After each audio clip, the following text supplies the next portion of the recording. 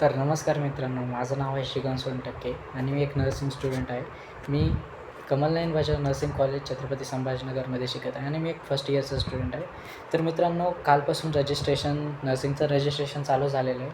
तर रजिस्ट्रेशनची जी शेवटची डेट दिलेली आहे 17/7/2025, तर ती कदाचित कधी-कधी वाढूही शकते.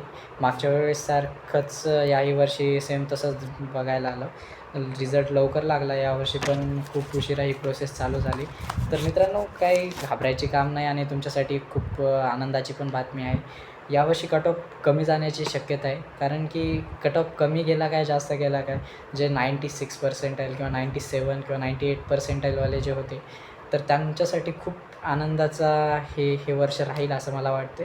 कारण की मागच्या वर्षी काय झालं, आमच्या वेळेस 6 गव्हर्मेंट कॉलेज म्हणून आम्हाला सांगितलं आलं, जी नर्सिंगची CET सेलद्वारे जी ॲनेक्झर असते ना, त्याच्यामध्ये लिहिलं होतं की लातूरसुद्धा ॲड केलं आहे म्हणून. परंतु तसं झालं नाही. पण आता यावर्षीच्या ॲनेक्झरमध्ये काय आलं आहे, तर यावर्षी जे नवीन कॉलेज ॲड झालेत, जे की गव्हर्मेंटचे, लातूर, जालना, बारामती, कोल्हापूर, सांगली, गोंदिया, नंदुरबार, हे एवढे नवीन कॉलेज ॲड झालेत आणि या कॉलेजमध्ये सीट्स पण खूप आहेत. म्हणजे 100-100ची कॅपॅसिटी आहे.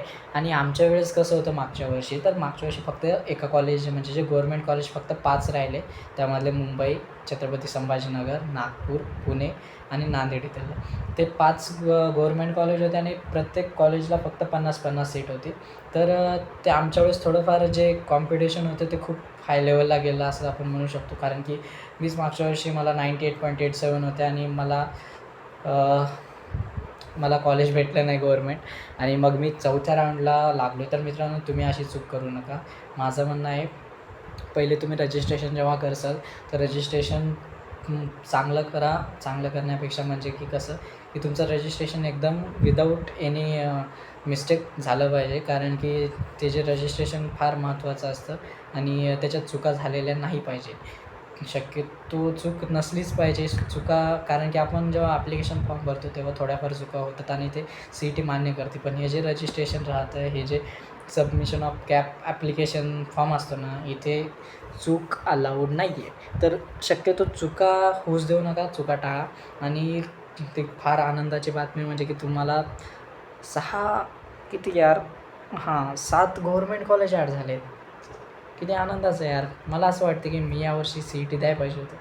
पण असो.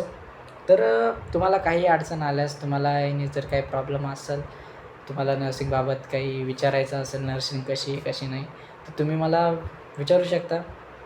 तुम्ही कमेंटमध्ये सांगा तुमचे विचार, तुम्हाला काय वाटते काय नाही, फॉर्म भरूच की नको. तर व्हिडिओ तुम्हाला आवडल्यास व्हिडिओला लाईक करा.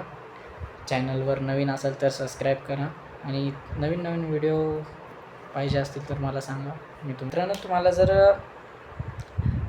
CETचं नर्सिंगचं जे काउन्सिलिंग आहे, जे की तुम्हाला पाहिजे असेल, तर तुम्ही म्हणजे अफोर्ड करू शकत नाही बाहेरून काउन्सिलिंग केलं, तर तुम्ही आपण यूट्यूब चॅनलवरून पण घेऊ शकतात. जसं की मी मागच्या वर्षी लर्नोलेट आणि मेट्रोचेक मेडिकल लेक्चर जे चॅनल आहे, त्या दोन्ही दादांच्या मदतीने मी मागच्या वर्षी माझं काउन्सिलिंग केली, जी की स्वतः केली. तुम्ही करू शकता. तर मित्रांनो, तुम्हाला जर छत्रपती संभाजीनगरमधले किंवा मराठवाड्यातले जर चांगले नर्सिंग कॉलेजची जर लिस्ट पाहिजे असेल, तर तुम्ही मला कमेंटमध्ये लिहून सांगू शकता. आणि तुम्हाला जर व्हिडिओ इन्फॉर्मेटिव्ह वाटला तर तुम्ही व्हिडिओला प्लीज लाईक करा, चॅनलला सबस्क्राईब करा आणि तुमच्या मित्राला शेअर करा.